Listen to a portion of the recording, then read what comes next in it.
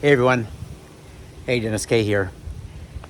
Sometimes I get asked what are the risks involved when buying property in Belize?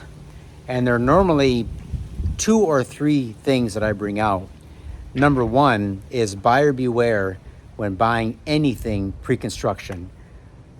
It's sad, but you can go up and down this island and you come across all sorts of half-finished projects like this that have been like this not just for a year or two, but for many years. And what happened is a developer had good intentions. They had a great plan. They started selling condos off plan. So they get a small down payment from each of the condo buyers, and they sort of collect money at each phase of the build. But at some point, something happened. Something went south. It could be that there were major cost overruns. It could be that there were unexpected things that went into the build. They just sort of destroyed the budget. And then all of a sudden, you're left with a lot of people out of money. And, the developer is nowhere to be seen. I don't know anything about this particular deal, but I do know that when Steph and I were living at the yacht club, these were being built. Some people bought.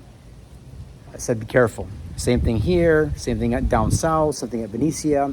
It's not to say that anything happened with these developers that was, let's say, purposely, they weren't on purpose trying to scam anyone, but people lost their money, right? Because with builds, especially with builds in Belize, there are so many unknown costs. If you're a developer in the United States or Canada, you pretty much got your cost dialed in because maybe it's your 10th or 20th or 30th project or home.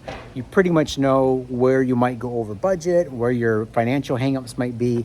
With some of these one-off projects, almost every project you see down here is a one-off project. And so because of that, there's a lot of potential for things to go south. So number one, be really careful with anything pre-construction. Number two, make sure even if you're buying vacant land, that vacant land has title and that it is free and clear. And the way to make sure that happens is simply go through a closing company. Like I recommend Alberto Villanueva at Belize Key Investments, or go through a lawyer like Tanya Moody out of Belize City, Capital Corporate. They do their own closings for all of their own deals. They will do a complete title search. Make sure that what you're getting is full ownership to the property. So those are the two main things. Be careful of things like this, pre-construction, and don't do any side deals on property. Don't meet some guy in a bar whose uncle is selling a lot and you think you're gonna scoop it up and get a great deal on it and try to sidestep the system, because I've seen people get burned like that too. Go through the system, someone that you trust, and if it is a guy at the bar and their uncle wants to sell, say fine. Let's take you and your uncle into Alberto's office or into a lawyer's office. Let's do the paperwork, but make sure the paperwork is done properly, and then you're protected. All right, so that's my little bit of advice for today when looking at real estate in Belize. Take care. We'll talk to you soon.